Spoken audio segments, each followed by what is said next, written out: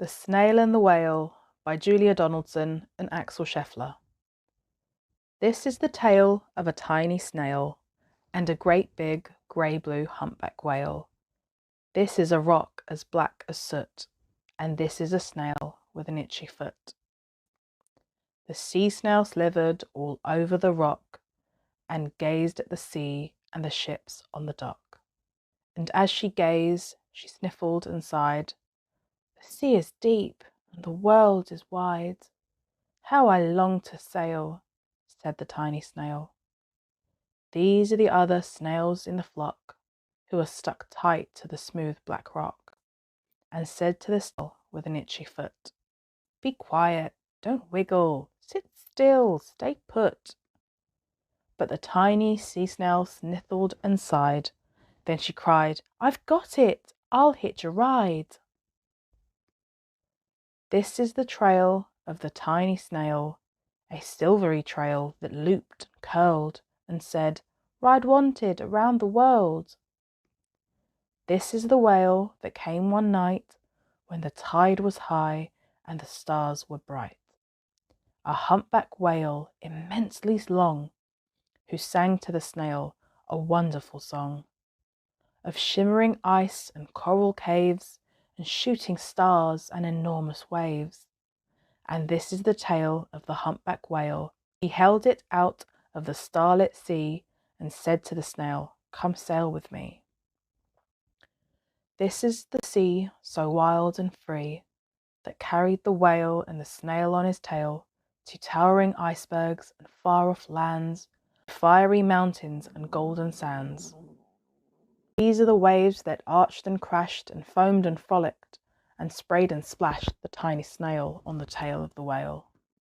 These are the caves beneath the waves, where colourful fish with feathery fins and sharks with hideous toothy grins swam past the whale and the snail on his tail. This is the sky so vast and high, sometimes sunny and blue and warm, sometimes filled with thunderstorm, with zigzag lightning flashing and frightening the tiny snail on the tail of the whale. And as she gazed at the sky, the sea, the land, the waves and the caves and the golden sand, she gazed and gazed, amazed by it all. And she said to the whale, I feel so small. But then came the day that the whale lost his way. These are the speedboats running a race, zigging and zooming all over the place, upsetting the whale with their ear-splitting roar, making him swim too close to shore. This is the tide slipping away, and this is the whale laying beached in the bay. Quick, off the sand, back to sea, cried the snail. I can't move on land, I'm too big, moaned the whale. The snail felt helpless and terribly small. Then, I've got it, she cried, and started to crawl. I must not fail, said the tiny snail. This is the bell on the school in the bay, ringing the children in from their play. This is the teacher holding her chalk, telling the class, sit straight, don't talk. This is the board as black as soot, and this is the snail with the itchy foot. A snail!